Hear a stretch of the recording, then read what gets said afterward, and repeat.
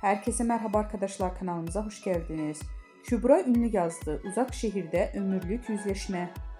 Kanal D'nin reytingler rekoru kıran dizisi Uzak Şehir yeni bölümüyle ekranlara geldi. Ozan Akbaba ve Sinem Ünsal'ın başrollerini paylaştığı ve usta oyuncunun yer aldığı aynı yapımı imzasıyla taşıyan Uzak Şehir'den ömürlük yüzleşmelerin sahnelendiği dakikalar yaşandı.